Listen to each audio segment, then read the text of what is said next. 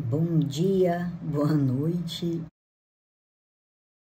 Bom dia, boa noite ou boa tarde, povo de Deus. Hoje, dia 5 de novembro de 2024, Evangelho do dia. E antes de começar, essa parábola é uma parábola do grande banquete, tema polêmico. Vocês gostam de coisa polêmica, né, gente? Essa internet gosta de coisa polêmica. Então eu vou trazer um assunto polêmico aqui. Gente, você nunca esqueça de uma coisa, tá? Quem tem Deus não tem que temer nada. Deus já mostrou seu poder no Antigo Testamento, no Novo Testamento, né? E hoje o tema é polêmico, tá?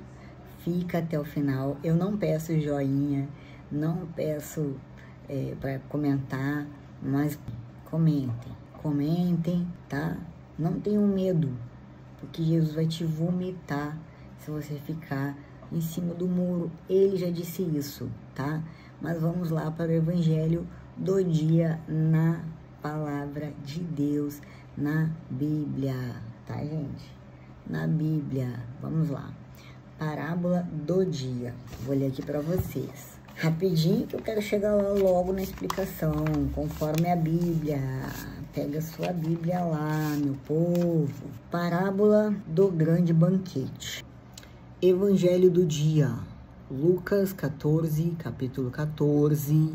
Pega lá sua Bíblia, do versículo 15 ao 24. Proclamação do Evangelho de Jesus Cristo segundo Lucas. Naquele tempo, um homem que estava à mesa disse a Jesus: Feliz aquele que come o pão no reino de Deus. Jesus respondeu: Um homem deu um grande banquete e convidou muitas pessoas. Na hora do banquete, mandou seu empregado dizer aos convidados: Vinde, pois tudo está pronto. Mas todos, um a um, começaram a dar desculpas.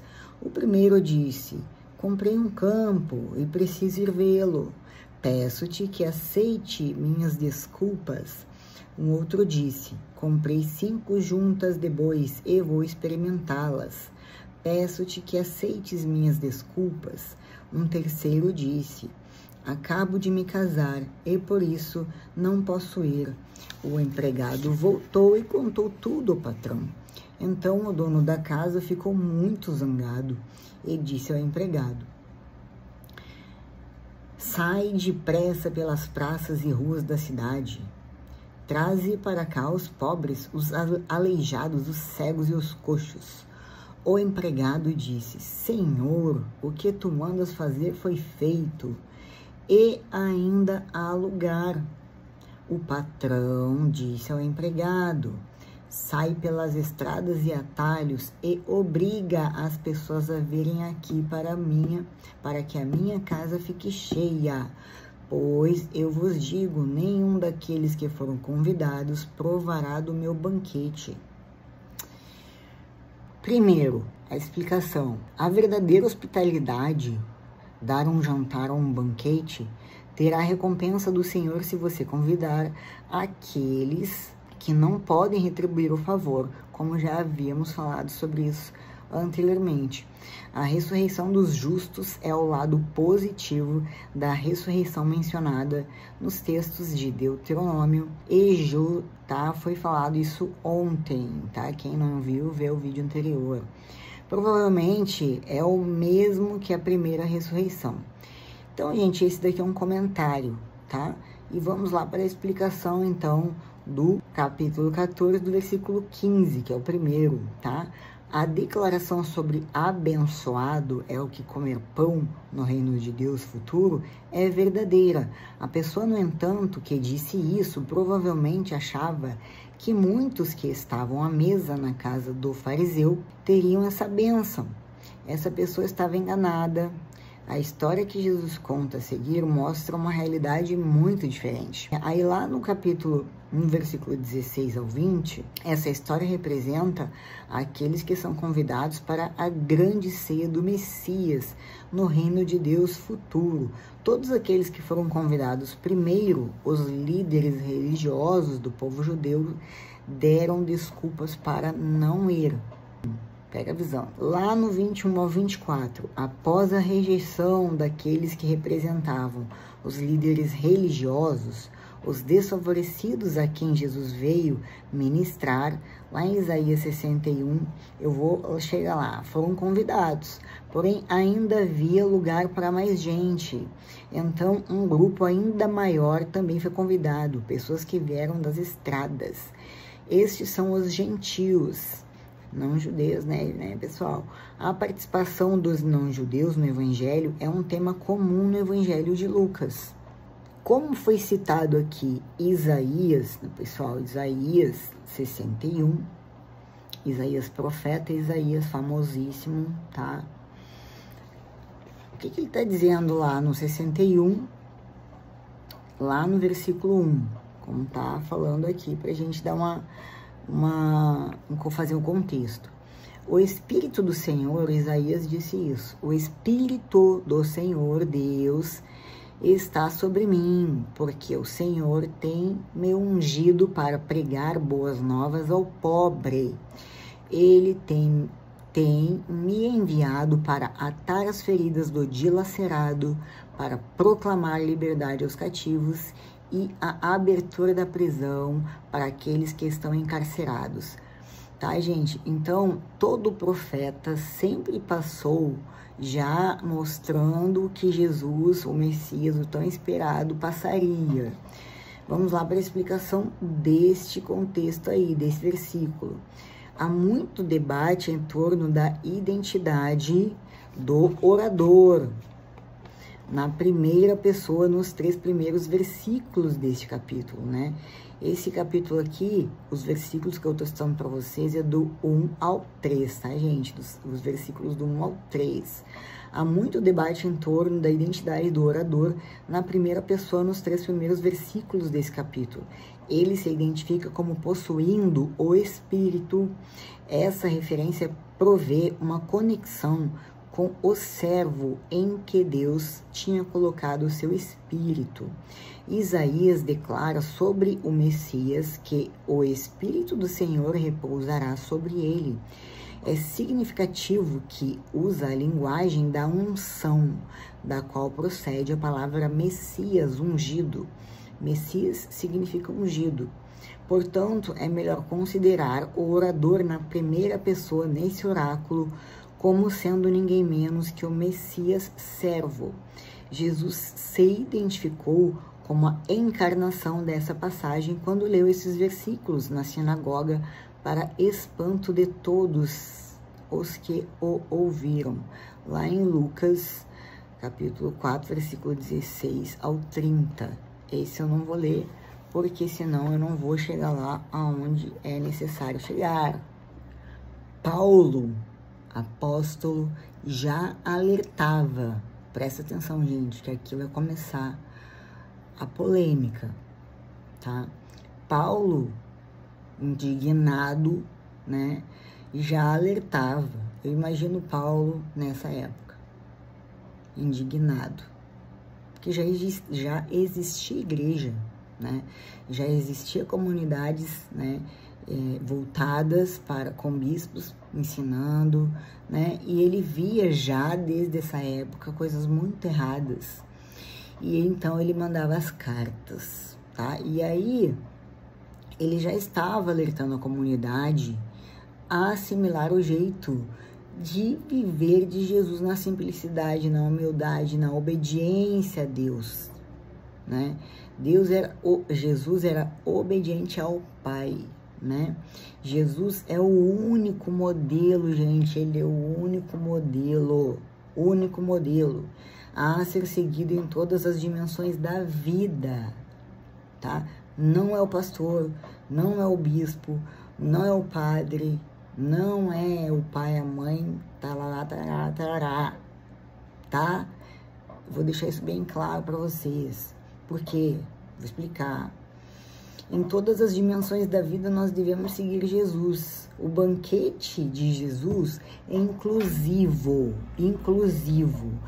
priorizando as pessoas marginalizadas, os excluídos, os humildes, os que sofrem, os injustiçados, os rejeitados, os que buscam nele o consolo, a misericórdia, a paciência, a escuta fraterna, a paciência, o amor, a bondade, tá? O colo, como Jesus ensinou como sacerdote, o amor fraterno.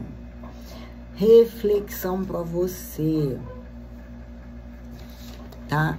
O seu padre, o seu bispo, o seu pastor, o seu coach espiritual, seja lá quem que você segue, não importa a sua religião, tá? Você segue quem? Jesus ou o seu bispo, o seu padre, o seu pastor, seja lá quem for. Reflexão, coloquei aqui algumas perguntas para você refletir, tá? E se for possível, comenta que eu quero saber. Todo mundo quer saber, né? Todo mundo quer saber. Quando um padre vai embora da sua paróquia, ou um bispo é transferido, ou um pastor é transferido para outra igreja, metade do povo some, né? Eu adorava aquele pastor, eu adorava aquele bispo, eu adorava aquele padre, eu adorava ele era lá. Quando você faz isso, você está pecando, você está cometendo um erro grave contra Jesus Cristo, contra o que Jesus deixou escrito na Bíblia para ser seguido. Entendeu, gente? Eu vou ser enfática. Por que eu estou dizendo isso?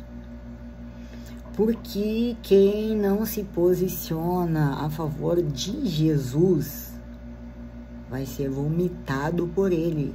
Na hora da justiça, na hora que o bicho vai pegar, que a hora que ele vai julgar as suas obras, né?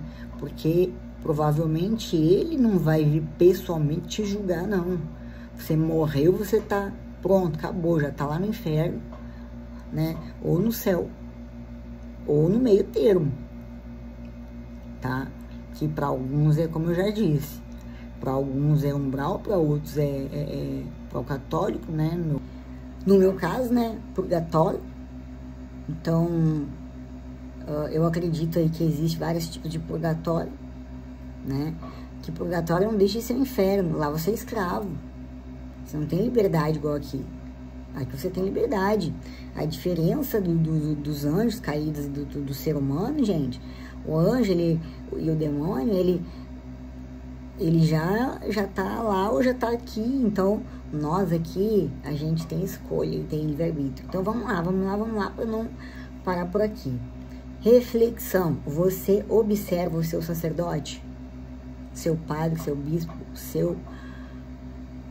quem você segue lá, seu coach, seu pastor. Você observa as ações dele.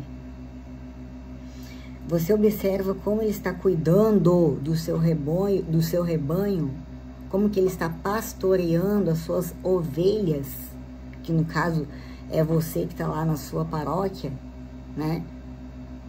É você que vai para lá buscar porque você foi excluído, você foi ofendido, porque você quer fazer a coisa certa, quer fazer a coisa correta, mas quem quer fazer sempre toma, né? E vai buscar uma religião, vai buscar para ter uma acolhida, para ter um entendimento. E aí o que você recebe? Eu pergunto para você. E quando você receber isso, vem de onde? Do coração? Vem do pastor? Vem do sacerdote? Tá? Ou vem do chefe da pastoral? Tá? Ou vem do missionário que trabalha lá na igreja? Tá? Do irmão evangélico? Eu falo isso porque Porque eu já andei por tudo, gente. Eu já andei por tudo. Tá? Kardecismo, eu não tô defendendo, não. Hoje eu sou católica, como eu falei pra vocês. Mas Deus faz coisas extraordinárias e incompreensíveis. Ele te coloca em lugares que você precisa ser colocado, porque você vai ser testado a ferro e fogo. Pro seu bem, para você se melhorar, né? Quando eu era kardecista, eu era feliz e não sabia, né? Quer dizer, sabia porque eu era muito feliz, eu nunca sairia do kardecismo. Mas eu estava um pouco enganada a respeito da tradição, tá? Jesus deixou a igreja pra gente, dele, né? Através de quem? Dos apóstolos. Onde você vai achar isso? Lá nas cartas de Paulo, que já mandava indignado com as coisas erradas que estavam acontecendo dentro das igrejas, né? Então, você observa como é que ele está cuidando do seu rebanho, ele atende o seu chamado num momento de necessidade sua. Você está doente, você teve um piripaque, você teve um infarte. Ninguém sabe, ninguém viu. Né? Quem que vai lá na sua casa? É ele que vai? Tá? É o missionário que vai? Quando você precisa conversar com o seu pároco, quando você precisa conversar com o seu pastor, ele te dá atenção, ele te trata bem. Quando você está com um problema, um problemão de saúde, com um irmão, uma dificuldade, né? Então, todos que são injustiçados, que sofrem, que têm problema, esses que Jesus veio, o seu missionário, ele está sendo Jesus na sua paróquia, no seu culto, lá na sua igreja, seja ela qual for, ele está representando Jesus como ele deveria. É um tema polêmico, tá? Ele atende o seu chamado numa hora dessas, ele manda lá uma equipe para orar na sua casa, né? Ou você tem que quase implorar para ele ir na sua casa, dar uma unção. Me diga, tá? Ele está disposto como Jesus esteve, né? Ele é um bom pastor que cuida das suas ovelhas, como Jesus cuidava das suas. Ele tinha escuta fraterna, ele ouvia com atenção o seu problema, sem te julgar, sem achar que a opinião dele é a que vale, que o discernimento dele, que o Espírito Santo dele, que é o que vale, ou ele está te escutando o seu problema, ou ele está fazendo indiferença, né? Por quê? Será que ele pensa mais na carreira dele para subir? Será que na obra que ele está lhe fazendo ali, quando ele faz uma obra e chama, né?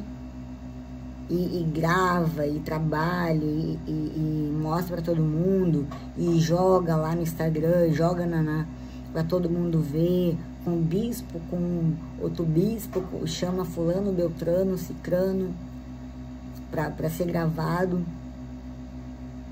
para trazer benefícios para a carreira dele espiritual, igual os fariseus. Eu te pergunto, essa é a reflexão. O que eu quero dizer para vocês, pessoal?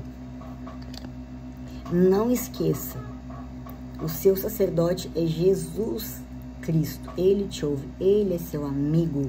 Ele prometeu para você que deixaria o Espírito Consolador, o Espírito Santo Consolador. Então clama, bota seu joelho no chão, tá? Faz promessa, faz pedido, pede, faz intercessão, faz jejum, penitência, tá? Faz trato com ele.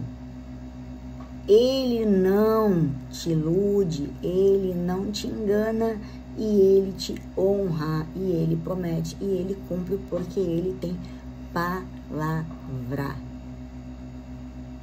Se lá o seu líder religioso não age como Jesus Cristo e você não pode fazer nada, se você fica indignado na sua paróquia, quando você precisa da orientação e leva uma indiferença como tapa na cara,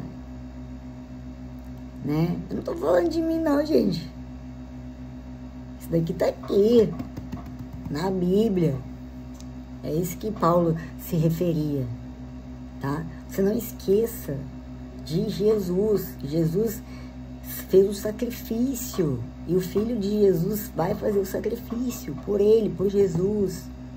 Se você não é reconhecido na sua paróquia, lá na sua igreja, tá? Pelas suas obras, pelas suas atitudes, não espera, não cria expectativa, gente.